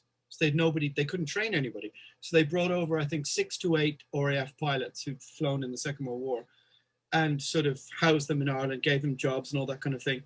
But my grandfather was doing the first transatlantic flights from Ireland to the USA. And back in those days, you could bring anything back through customs, like literally anything. So my grandmother, she's almost 100 and still alive. there is about 6, 7, 8 presses of booze from like 1950 to 1985. Some of it which hasn't even been opened. Whiskeys from like 1960, gins from 40, 50 years ago. And we were looking them up, online. Some of them, you're like, oh, this apparently is worth €3,200 and all this kind of stuff. Yeah, well, I mean, I have some decently expensive stuff, but nothing of that nature. I don't know that I could spend that kind of money on booze, especially when I know I can get stuff that's $40 that's amazing now. Like some Glendronach 12 sherried Scotch is fantastic. A lot of the like Redbreast and Teeling offerings, if we're going to keep it Irish. Teeling, if we're going to keep it Irish. We're talking about the Irish whiskey. Yeah, that's it. Teeling Distillery is not too far from here, actually, but it's quite nice. I visited last time, and I got the distillery exclusive, which was a Teeling. I think it was a malt whiskey that they finish in a sherry cask, and you got to pour it yourself at cask strength, and it's brilliant. It was, and I went on quite the escapade to drink as much Irish whiskey as possible when I was there to try all the different brands. But because of there's like a general consensus on Irish whiskey that to the point that most of it just tastes like every other one. It's hard to find an Irish that really stands out and above and with a different flavor profile. Especially because of the tendency to distill it, to triple distill it, and then to bottle it at 80 proof at 40%. It kind of gives you the same run-of-the-mill kind of look. Plus, a lot of Irish whiskey is made all in one of 2 distilleries, and so you get a lot of the same stuff. But the old Teeling stocks and the new stuff they're doing is fantastic. They're doing different cask finishes, which is really interesting. And even Temple Bar's label made whiskey out there. The Temple Bar 15 was absolutely brilliant, and I'm kind of kicking myself for not buying a bottle of that too. But maybe I was too pissed at that point. Yeah, I have to admit I'm a bit of a vulgarian when it comes to whiskey, in the sense that whiskey to me isn't like, very often I've been visiting my friends in Sweden or Finland. They'll have pulled down something from the top shelf and gone, oh, you need, the Lafroig. We'll have a drink of Lafroig. And I'll go, listen, I'll tell you what, don't waste something nice on me. In a sense, I don't want whiskey that smells of smoke and tastes of earth. Whiskey means wasp on the stereo, cocaine, and fucking cheap bourbon. That's what whiskey means to me. Let's go. It doesn't mean like, but so I think I'm a vulgarian in this respect. I don't really appreciate these things. Well, I could work to try and increase maybe your appreciation for whiskey, but at the same time, I'm also not going to stop 4 a.m. apartment visits and with Wasp on the radio. To the point that I'm good with that. It's a fun time in and of itself. But tell me, what podcast could possibly go from Obamacare to Moldovan wine cellars in the space of pretty much none. And I guess on a broader sense, not that everybody needs to be this way, but that I think it's kind of an important point in that to allow yourself to be a well-rounded individual of some sorts. I mean, obviously there's plenty of areas that both you and I have overlap. There's areas in which we have more specific personal understanding that the other doesn't. And then you could take the 2 of us and write tomes of all the shit that we didn't know. But yet it's okay, because as we continue to work through whatever it is we're doing on this journey of ours, it's being open to not only listening to the ideas that you don't like and finding some sort of empathy for those who suffer that are technically or you could consider on your opposing way of thought, but also being open to whatever the world is willing to show you and what other people are willing to bring to the world themselves, to put out there, and to be able to partake in it, and to realize that, as I think it's pretty obvious, that most people have more things in common than they have different. Yeah, absolutely. And maybe that's what's so maddening. That is what absolutely maddening. I mean, the fact that, and this constantly comes up in my discussions with people, is the idea that no one is allowed to be nuanced anymore. There is no nuance. No. You're not allowed to hold two like you explain to people, like, I say, from my point of view, you go, well, hey, look, I voted for gay marriage on one hand, but I hold maybe a conservative opinion about something else on the other, because people are, well, they're nuanced, and you're allowed to step on both sides of the spectrum and not really think about it too much. And the fact that we've lost our ability to recognize that you can hold two seemingly opposing points of view, which they aren't really opposing. They're just made out to be now, because everybody or they're just slightly different interpretations, right? It's like 90% the same, but maybe it deviates 10% one way or the other. I would say that this is modernity. This is what Nietzsche's Death of God. This is modernity. This is the things that he talked about in his writings. And I would say you could extrapolate it to the lack of meaning-making things means that something else has to become your meaning-making apparatus. And so, as you get stripped away from any kind of foundational mythos that is helping to guide you in the world, of course, the aspects of ressentiment become far more apparent, especially now you've got social media and these fake looks into these manicured looks into the way the world is displayed to you. I'll bring up one of your favorite terms, the algorithm. And I think about when you talk about the algorithm, and I personally feel like I'm not at mercy to my algorithm, because I constantly doubt, check, and fight with my algorithm. I don't allow my algorithm to tell me anything. I always look at it as if, no, there's no way to trust you ever. And so my algorithm is something that I try to actively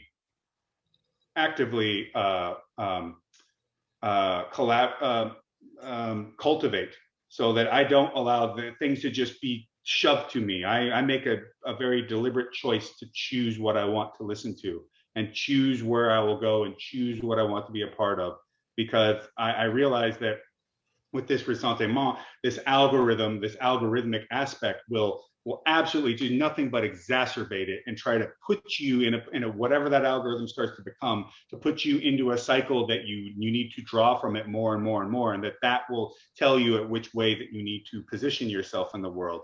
And so you have all these things, stripping away all this meaning, and you get these people really, if it hasn't been religion of some sort for people for so long, then it'll be something else. And so now I think with social media allowing the greater connectivity, the aspect of algorithms, the way to insert propaganda so much more effectively and even innocuously into everything you do, and that now your meaning-making apparatus, your new religion, becomes your ideological position. It also becomes your tribe, based on your ideological position, your political orientation. And so therefore you will take some potentially even immutable characteristics of yourself, and now use that as your guiding compass into what it is that you are in the world, but not really realizing that isn't sufficient, actually. And it's not going to provide you with all the things that are necessary to be a healthy, well-rounded, a person that can understand who they are at their core, and how that will interact with the rest of the world around them. I understand that, but I'm not sure that, without being condescending to let's say the general populace, I'm not sure that they have the time and space to consider. I'm not saying it's easy. I'm just saying that, at the very start, become more introspective, and disconnect from technology and modernity. In a way, disconnect from the technology, get more interaction with the people in your life, but don't take everything to heart all the time. Allow people to say a thing, and if it contrasts your views, be okay with it. At the very least, especially if it's your friend, realize that they don't do it to cause you harm. Realize that they're in their own paradigm, and that you're all under a paradigm in and of itself. And so it's until you figure out how to get outside of that paradigm, it's going to be difficult, and that's okay. And you can't know everything, and be okay with being wrong. Yeah. That's a good start. Yeah, that's a huge start. Just give me 1 second, actually, hang on. I had to fuck with it myself. Yeah. But yeah, no, I look, man, I get that it's not easy. Not everybody's even probably has the sort of way of thinking and personality to want to do that. But, you know, there's something about the myths of all peoples throughout the world over time that have been used to anchor them into something. You know, sometimes it's a place, sometimes it's a, you know, it's a religion, or it could be a story, like a, you know, part of you know, one of the fundamental seemingly things about the Jewish religion seems to be some, you know, the aspects of the diaspora, and also the, you know, the travel from here to there. And so, you know, it can be parts of these things. It could be a lot of different stuff. You know, I mean, human beings are capable of doing a lot of things in the world. But they're, you know, we're no different than anybody who wrote the Torah. We're no different than anybody who wrote anything older than that. Like, I don't believe that human beings have, you know, if I can read the Hagakure, and I can read Nietzsche, and I can read, or, you know, even go into the modern age, you can read Viktor Frankl or Maslow or someone, right? You're not coming across new responses from humans. You're not coming across new ways of thinking. You're not coming across new emotional construct. No, it's all the same. It is all the same. And to be honest, it probably always will be the same. I don't think we're going to evolve out of acting or having the feelings that we do, or being, you know, I'm very much of the sort that says that people love often these days to say that, oh, well, you know, we can just construct society to be a thing, or, you know, this is a socially constructed way of, you think of this because society says so. And my argument would be, society even gets to the point of saying so because of biology, because of who we are, because of what we stem from, that we're not going to approach the, if you look at religion, you look at cultures, you look at all these things across time and history, more things are alike than they're different. You know, you can go the Joseph Campbell route, or you can do it in a different way. But the reality is that people's motivations across stories, across religious tomes, across music, it's the same aspects of mankind and their emotions and their conflicts and their overcoming and their deficits. And it's the same.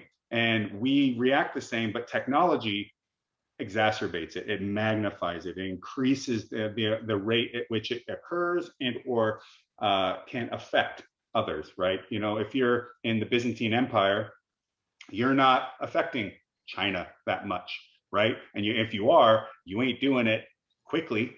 You're not doing it through a tweet.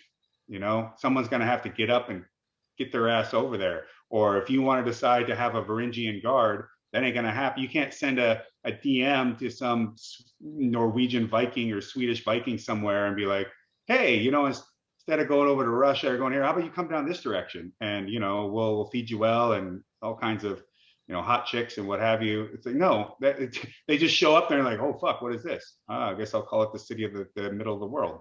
But that's, I think that's what, in a way, that speaks to a little bit of the circumstance of what's happening now, in the sense that within 1 year to shut down the entire world and to separate people from their forms of humanism is such a drastic move in relation to exactly the things you're talking about, which are our human inheritance. And so I do really find that in my darkest moments in relation to where we are now, in relation to this, that it feels like there's an attempt to completely turn. Now, maybe it's just my exacerbation of the situation through my own pessimism and negativity and whatever, but there definitely seems to be an attempt to turn values that have existed for thousands of years on their head, which is, yes, you know, put people in their bubbles, alienate them, make them remote, you know, isolate them. And these go against all of our human instincts. And that's the one thing that gives me sort of, I suppose, an element of, I won't say hope, but maybe hope is the right word, that human, our will and want to be humans with each other can force this situation apart, or can end. Well, interminable lockdown. it's true. And if you even just to use just like a proxy concept, a man once said every empire will fall, every monument will crumble. Yeah. But what am I talking about? What am I talking about? I do think you're hitting something on the head. We think that we can reconstruct the world based on some theory we come up in a classroom, and it's like, no, it doesn't really work that way. You need to, and technology can't replace things that are essential to human flourishing. Well, I hope not. Can't. I hope not. No, because and that's what makes me consider many of the things that I consider about. And when you're reading about whether it's the Great Reset or all these kind of things, or the echoes of the things that you hear from politicians, and sort of technocratic institutions, and you're thinking to yourself, wow, is this really an attempt to turn society and humanity and their way of relating to each other on its head in 1 year? And I think surely not. And then I look outside in my city and I go, wow, the city has been literally gutted of its spirit, its character, its personality in 1 year. And then you think, could they really? I think what's happening is maybe the greatest overreach in history that will have repercussions. But a part of me also looks outside and goes, wow, well played. If you wanted to subvert and demoralize people to such a point where they're so scared to not leave their houses. Yeah, you got to admire a well done plan. You know what I mean? And it's like, by design or by accident, it's happened. Yeah, I don't think Klaus Schwab. Okay, maybe I'm wrong. I don't know this guy. I'll never know this guy. I don't think he's likely to be an actual evil person. I don't think that he has any intent to do harm to the world. I don't think so. I think that people that write stuff like the Fourth Industrial Revolution, and that you will have nothing and be happy, and all things will be delivered by drones and blah blah. I mean, I think that they feel like they're trying to, they think that they're trying to do something for the right reasons. I really do. But that, road to hell and all that kind of stuff, and I'm sure there's a Primordial song about that somewhere. No doubt. So, but nonetheless, I personally just got to go, no, man, I'm not, I don't want to transhuman. Everyone keeps going on about AI, what it's going to do and how it should be used. And my thing is like, fucking, how about don't put AI, or allow, even, if it had to come to the point, like, no, AI cannot be the thing that, runs all your interactions in public, monetary exchange, or like, how about you just don't fucking do it?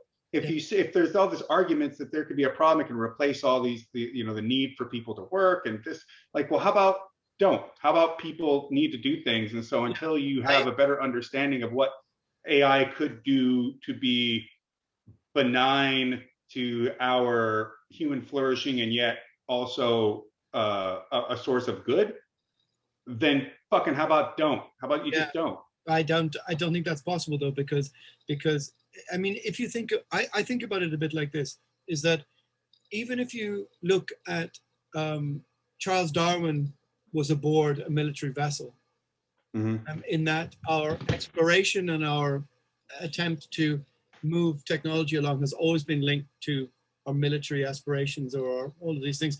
And so the idea that America wouldn't do this because China would, etc., still underpins our movement.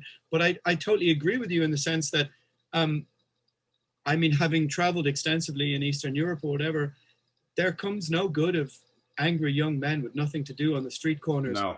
That will only end up in ferment of revolution. And that's what, you want to say to this, okay, however much we think it's benign or malign, the Davos set, and you want to go, really, you want to make 40 million young men unemployed across the European Union zone? I just plucked that number out of my head. And you think that you can deliver something that will therefore also give them a meaningful way of approaching life? It's like, that's huge.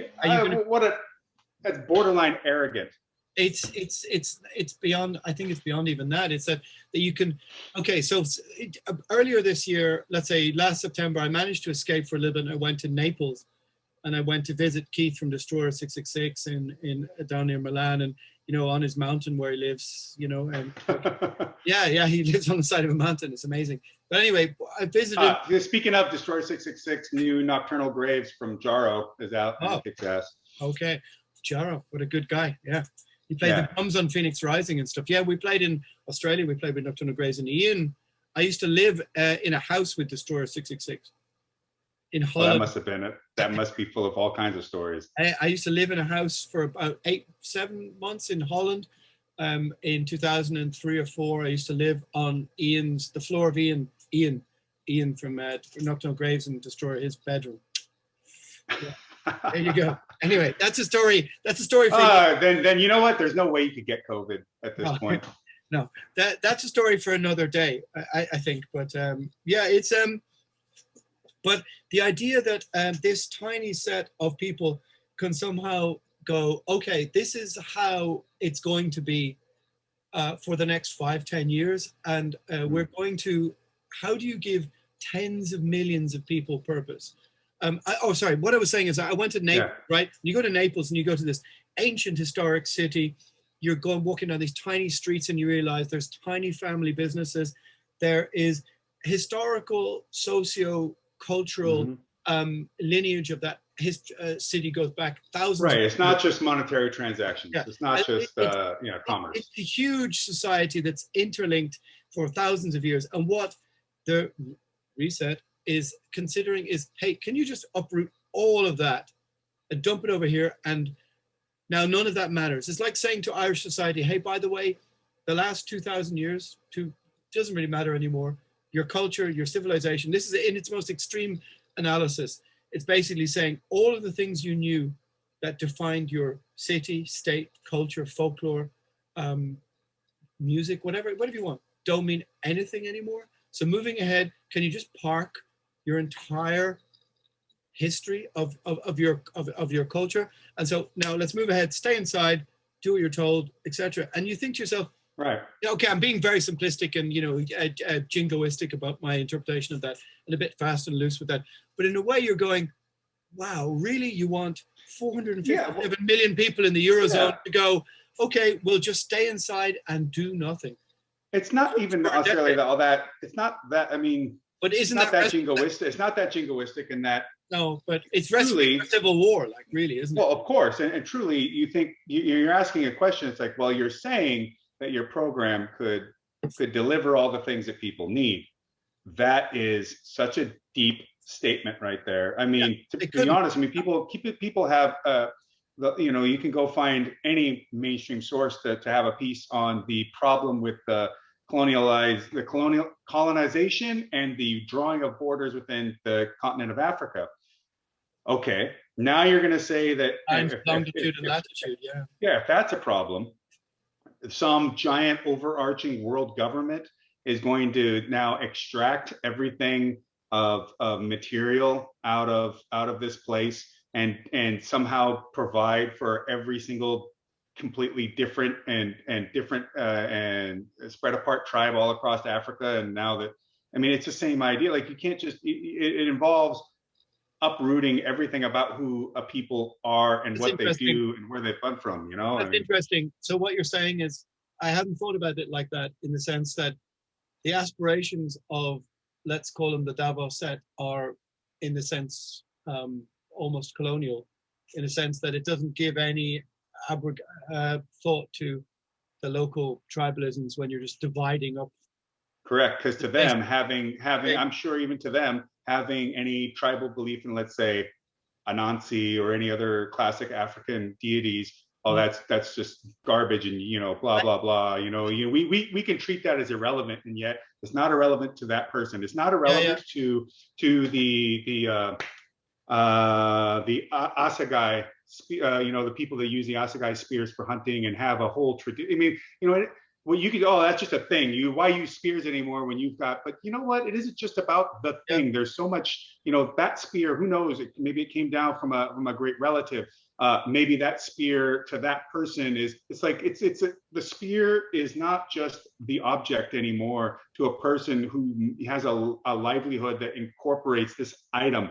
And it doesn't have to be a spear. It could be all kinds of things, and they're deeper and more important, and they carry with them something that even if I didn't relate or entirely understand, it didn't derive from, it's not something of my life's journey, but to that person's life journey, this is everything. And to take that away from anybody, or to diminish this into just a materialistic view of what the thing is, destroys what's important to a person. I agree, and I think that that's what makes me skeptical of the idea of what's happening as a sort of umbrella globalist, plot, whatever you want to call it. But I also, because there's so many moving parts. But what I also think about the imposition of the terms of this situation that we're in, it's basically, is it? I've been arguing this with my friend. Is this telling Irish people, hey, your history doesn't matter to this point. From here on in, this is what you do now. Forget all of these things. And do you do that in Spain, in Italy? Do you go, hey, forget Franco, forget your Spanish Civil War, forget, basically the idea that the set of this 1% can go to the whole of the European Union and go, hey, Estonia, doesn't matter about your history. Hey, Greece, yeah, we get it, but forget about it. From now on in, stay inside, remote living. Yeah. No more Zybon, whatever. OnlyFans, just get your OnlyFans going, or whatever it is, whatever. Yeah. But so my point is, surely it's the greatest overreach in our culture, because it's saying to everyone fundamentally, and I think the realization is slowly moving to people, if it's in its most malign state, that if this is how we live like this, then none of the things that mattered to us before matter now. I.e., if no one can stand on a stage, there's no art that isn't validated by the state. There's no comedy. There's no theater. There's nothing of the things that you like. They don't happen. You don't dance with a stranger, as I said to my friend, and she had an almost fit. When I said, hey, under lockdown, you don't dance with a stranger. And she's just like, she's never really thought about it. That you try to calibrate the argument, but it just seems like the greatest overreach. I don't know. What the fuck are we talking about? Well, yeah. What are we talking about? I don't know.